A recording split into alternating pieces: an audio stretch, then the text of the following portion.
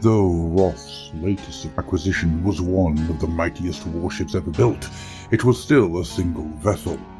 Roth needed a fleet, and the quickest way to enlist one was with gold. Before long, Roth had set course for the arid and bone-strewn lands of the south. There he sought out the ruined city of Zandri, guardian of Nekahara's haunted coasts. Roth led 300 of his most hard-bit through the desert to the sandy reaches of ruined Zandri, where he intended to relieve the catacombs of the golden treasures that were rumored to be scattered all about. In the shadow of the colossal pyramids that drank in sunlight and towering skull-faced necrosphinxes, Roth's men fought their way into the great tombs. Ranks of armored skeletons and giant jackal-headed statues came to life at their approach, and Roth's men were slowly, irresistibly pushed back. They barely made it a half-mile into the ancient city before they were forced to retreat back into the desert. Only 18 returned to the warship alive, but for all the peril of the tomb cities, each escaped with the king's ransom in gold and priceless artifacts stashed about his person. Little did Roth know that by raiding Zandri, he had made an enemy who would spend all eternity hunting him to the ends of the world. Evading the undead fleet that now pursued Roth, the Heldenhammer set a course due westwards. Less than a week later, Captain Roth met up with his mercantile contracts on the pirate coast of Araby, where the flamboyant wizard known as the Golden Magus was recruited to the cause. Roth bought the allegiance of the southern sorcerer and his massive pleasure warship, the Flaming Scimitar, with 16 treasure chests brimming with gold. Not even the self-proclaimed Sultan of the High Seas could resist that much wealth. Aranessa Saltspite, the merciless pirate queen of the Swordfish, was the second to join Rath's quest, though it took a week of Rath's precious time and a chest full of fist-sized sapphires to secure the wench's famously dubious loyalty. And so the year wound onward. Captain Roth gathered information as well as manpower, for only a fool would seek to do battle with a vampire count without first learning the secrets of how to destroy it. Delving into the gambling dens and rum warrens of Sartosa, Roth searched for surviving members of his father's old crew. The Markwright had never been the same after his last voyage, and had often talked in garbled sea chants of an undead hell, which Roth now believed was Noctilus's lair. The strange map left to Roth looked very much like it depicted an evil otherworld of rotting wrecks.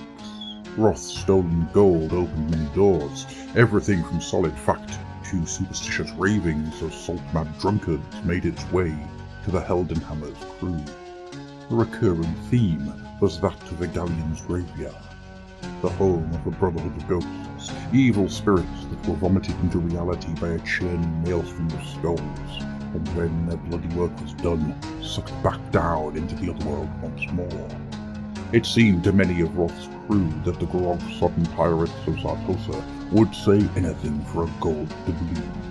Yet, as the captain pored over the sea chart that had been his father's last gift, there it was, among the confusion, a strange and unnatural maelstrom ringed by shipwrecks, corpse-faced cliffs, and sulphurous volcanic reefs. The stories that surrounded the Dreadfleet's rampage around the coast of the world grew ever more elaborate. Some claimed that a Nekaharian war galley of unpreceded size was now fighting alongside the Bloody Reaver. Others that an undead leviathan with its guts infested by ratmen had joined the Count's strange fleet. One detail that all the latest rumours agreed upon was that each time the Dreadfleet had struck since its attack upon Sartosa, it had sailed out from a thick bank of fog upon the strike of midnight, and then disappeared without a trace. This particular story became maddeningly familiar to Captain Roth and his allies, as the hunt began in earnest. The Dreadfleet was attacking the port cities of the Empire without warning, and vanishing like morning mist, no matter how closely they were pursued. All that was left to mark the passage was a bobbing trail of barnacle-encrusted skulls that petered out in a loose spiral before disappearing altogether. In learning where the Dreadfleet had recently struck, Captain Roth was able to lie in wait at the most likely target for the Dreadfleet's next raid. He berthed his warships amongst the galleons of Lassini, the sprawling Tillian city-port from which his mother had hailed, and waited. After weeks of galling inactivity, Roth's ambush tactics finally paid off. A violent electrical storm ravaged the coast of Lassini, and soon after, the Dreadfleet sails appeared on the horizon.